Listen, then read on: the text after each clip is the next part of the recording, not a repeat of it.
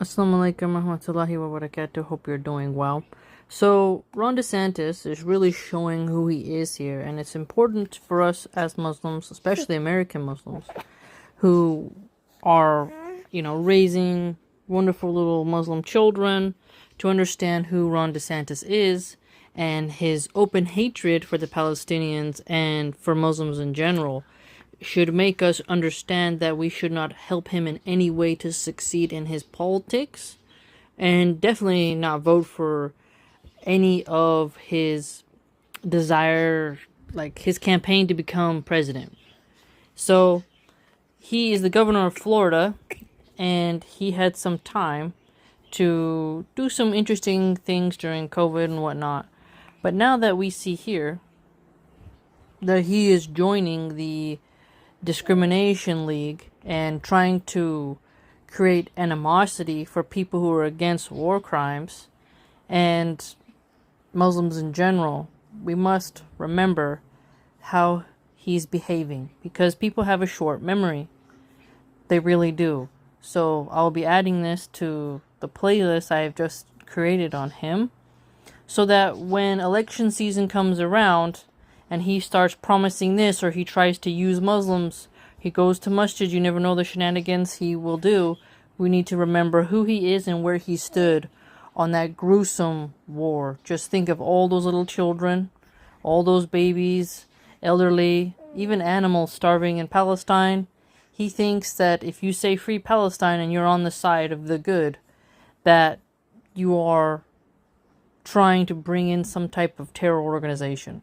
The way these Republican Christians use Islamism is a sort of fear slur. And when you look at how conservative Christians are desiring to harm Muslims more and more, you can't take it lightly, this type of rhetoric. Okay? He says they want to defeat the West via mass migration. Defeat the West. Isn't this interesting? He claims to be a Christian, but he can't see anything in common with Muslims in terms of conservatism morally, and he hasn't studied the economics of Sharia law, nothing at all. It is quite bizarre how people like him will openly act like they know something about a group of people, their theology, their economics, their social values, when they don't. Again, why can't these scummy politicians focus on infrastructure, lowering taxes, fixing pollution?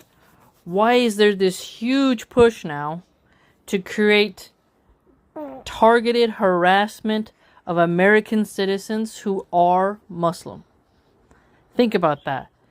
What are they trying to do to us? Are they going to try to treat us like they do the Latino immigrants? Where an unmarked van comes and swoops you up, where a masked ICE agent can chase you down just for looking Latino? See, it's really quite strange how fearful people like Ron DeSantis are of Muslims. And it also shows you that he is not some feet-washing Christian, kissing the cheek of your enemy, treating little children in Palestine well. I tell you, the American Christians are some of the most cruel people you're going to find. And we have to start calling this out, and I'm glad I'm archiving their rhetoric, because the history book should make note of this.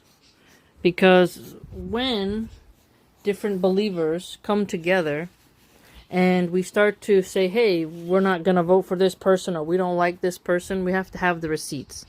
And he's retweeting this guy Malof, who spends all his time trying to twist any clip of an immigrant or of a Muslim, and he no matter what someone posts, he goes around searching to twist it, lie, and to create animosity. And he's allowed to do that for Muslims, but if you were to do that for other special protected groups, it wouldn't be allowed. And the fact that Elon Musk and the right wing in general spend so much time fighting just people, just regular common people of the Muslim community, instead of going after gangs instead of going after all the people addicted to fentanyl, instead of going after corrupt banks or corrupt politicians or anything really useful for everyone, they try to distract people by scapegoating Muslims for all the problems and seeing us as threats. I think that just shows you the level of sin that America is at, where they fear women being modest. They fear people not gambling, not drinking, because in Islam we can't gamble, we don't drink, okay?